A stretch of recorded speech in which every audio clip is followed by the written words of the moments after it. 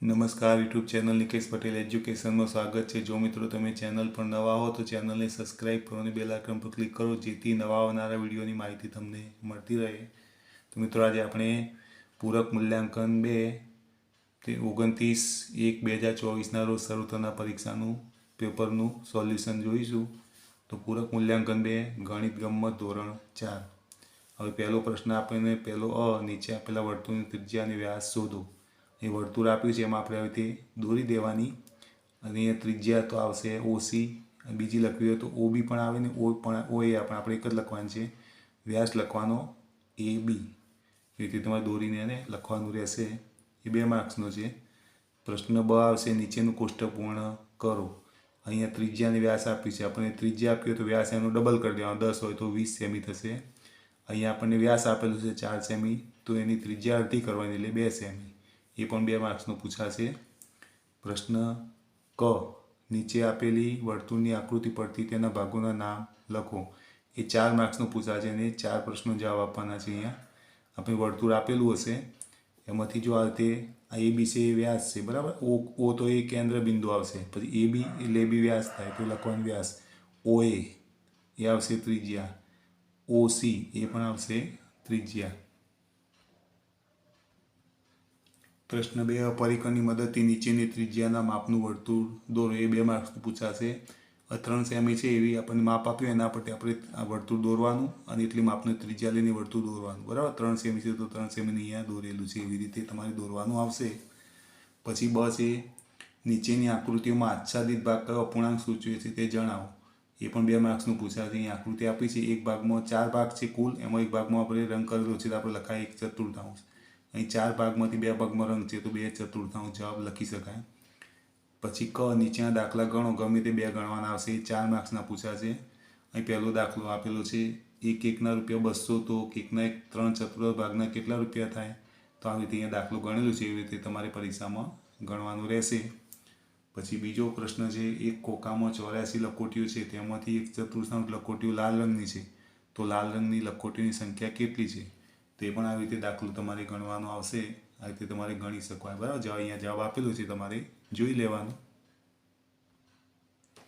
ત્રીજો દાખલો આપે છે, ₹440નો 1/4 ભાગ એટલે કેટલા રૂપિયા થાય, તો આ રીતે આપણે દાખલો ગણવાનો રહેશે। પ્રશ્ન 3 દરેક આકૃતિના 3/4 ભાગમાં રંગ પૂરો। એ 2 માર્ક્સનું પૂછાશે અને 2 આપેલી છે આકૃતિઓ, તો આકૃતિના 4 ભાગ હતા, એમાંથી 3/4 એટલે કોઈ પણ 3 ભાગમાં તમે રંગ પૂરી શકો, એવું નહીં કે આ 3માં જ પૂરવાનો, અહીંયાથી તમે પૂરો તો પણ 3, અહીંથી પૂરો તો પણ 3, કોઈ પણ 3 ભાગમાં રંગ પૂરવાનો રહેશે। પછી બીજું છે પણ એમાં 4 ભાગ છે, એમાંથી કોઈ પણ ભાગમાં 3 ભાગમાં તમારે રંગ પૂરીને બતાવવાનો। પછી બ જોડકા જોડો, એ પણ આવશે 2 માર્ક્સના અને 4 જોડકા હશે, તો આ રીતે અહીંયા જોડેલા છે, એ રીતે તમારી પરીક્ષામાં જોડવાના રહેશે। આ પ્રમાણે તમે જોડકા જોડી શકો। પ્રશ્ન 3નો ક આવશે, આ બ્લોકમાં આવી જો નિશાની આપી છે એનો ઉપયોગ કરી બનાવેલી પેટર્ન આગળ વધારો તથા ખાલી જગ્યાના સ્થાનમાં 2 અલગ પેટર્ન બનાવો। તો આ પેટર્ન આપીને આપણે આવી રીતે આગળ વધારવાની છે, અહીંયા બતાવેલી છે એ પ્રમાણે તમારે એ પેટર્ન દોરવાની રહેશે। પછી ડ નીચે આપેલી પેટર્નના નિયમ અનુસાર બાકીની પેટર્નના ખાના પૂર્ણ કરો। એ પણ 2 માર્ક્સનું પૂછાશે। અહીં ઉદાહરણ આપ્યું છે એ પ્રમાણે આપણે એને પૂરું કરવાનું છે। અહીં જુઓ 100 અને 200 એટલે 300 થાય, પછી 200, 300, 500, હવે 500 અને 300નો સરવાળો 800, એવી રીતે પણ આ તમારી પેટર્ન પૂરી કરવાની છે। પ્રશ્ન 4 નીચે આપેલી અંકો અને મૂળાક્ષરોની પેટર્ન આગળ વધારો તથા ખાલી સ્થાનમાં 2 અલગ અલગ અંકો અને મૂળાક્ષરોની પેટર્ન બનાવો। એ પણ 2 માર્ક્સનું પૂછાશે।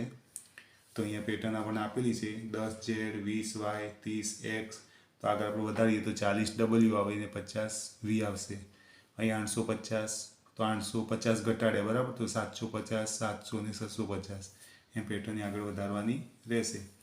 પછી બ નીચે આપેલા અંકો 1, 2, 3ની પેટર્ન પ્રમાણે PQRને એવી રીતે ગોઠવો કે કોઈ પણ મૂળાક્ષર કોઈ પણ સ્તંભ કે હારમાં બીજી વાર ન આવે। એ પણ 2 માર્ક્સનું પૂછાશે।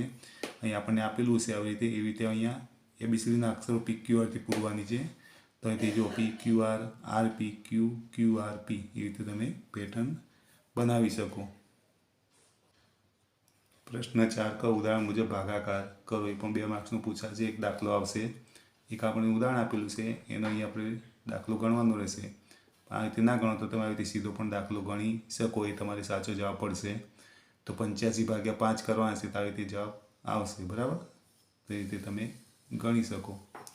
પછી નીચે આપેલા ચિત્રો અને વિધાનો પરથી પ્રશ્ન બનાવો અને તેનો જવાબ લખો. એ પણ 2 માર્ક્સનો આવશે અને પ્રશ્ન પૂછાશે. ચિત્ર આપ્યું છે એના પછી પ્રશ્નો બનાવીને જવાબ આપણે આપવાનો રહેશે. અહીં તમે જોઈ શકો છો. અને નીચે આપણને પ્રશ્ન પૂછેલો છે, આપણે એનો જવાબ આપીશું. ખાંડના 10 પેકેટ છે, અશુભાઈ બધા પેકેટના ₹110 ચૂકવ્યા. બરાબર, તેનો જવાબ આપણે પાછળ આપવાનો છે. તેનો પ્રશ્ન બનાવેલો છે, ખાંડના કુલ કેટલા પેકેટ છે? તો જવાબ આવશે ખાંડના કુલ 10 પેકેટ છે. પ્રશ્ન બનાવીને જવાબ આપણે ચિત્રના આધારે આપવાનો. પ્રશ્ન 5, નીચેની જાદુઈ આકૃતિમાં આપેલા અંક મુજબનો સરવાળો લાવવા ખૂટતા સ્થાન પૂર્ણ કરો. એ પણ 2 માર્ક્સનું પૂછાશે. અહીં આપણને ઉદાહરણ આપ્યું છે એ પ્રમાણે અહીં આપણે ખૂટતા અંકો પૂરા કરવાના. 18 સરવાળો લાવવો જોઈએ, આમ કરો, આમ કરો કે આમ કરો. બરાબર, તો 6 અને 4 10 થાય, એમાં 8 ઉમેરવા પડે 8 લખવાના. 5 ને 6 11 થાય, એમાં 7 ઉમેરવા પડે લખવાના 7. પછી અહીંયા આપણને આપેલું જ છે. બરાબર, 18 અંક. નીચેના દાખલા ગણો ગમે તે 3. એ પણ 6 માર્ક્સના પૂછાશે અને 3 દાખલા ગણવાના રહેશે.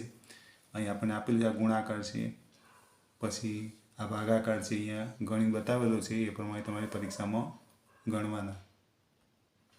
ત્રીજો દાખલો છે, નીમા વર્ગમાં વાર્તાની 15 ચોપડી લાવી. વર્ગમાં જો 45 બાળકો હોય તો એક ચોપડી કેટલા બાળકો ભેગા મળીને વાંચશે? તો મિત્રો આમાં ભાગાકાર કરવાનો છે 45/15 અને આ રીતે જવાબ લાવવાનો. તો એક ચોપડી 3 બાળકો ભેગા મળીને વાંચશે. ચોથો પ્રશ્ન આપેલો છે, એક ટેબલની કિંમત ₹256 હોય તો આવા 9 ટેબલની કિંમત કેટલા રૂપિયા થાય? તો આપણે પદ મૂકવાનું, પછી એનો ગુણાકાર થાય. બરાબર, તો આ પદ મૂક્યા પછી આ રફ કામ કરીને પછી એનો જવાબ આપણે અહીંયા લખી દેવાનો. આ પ્રમાણે તમે પેપર જોઈ શકો અને લખી શકો. આ પેપર તમારી પ્રેક્ટિસ માટે છે. આ રીતે તમે પ્રેક્ટિસ કરો. આમાંથી ઘણું બધું પરીક્ષામાં તમારે પૂછાશે. જો મિત્રો તમને આ વિડીયો ગમ્યો હોય તો વિડીયોને લાઇક કરો, કમેન્ટ કરો, શેર કરો અને ચેનલને સબસ્ક્રાઈબ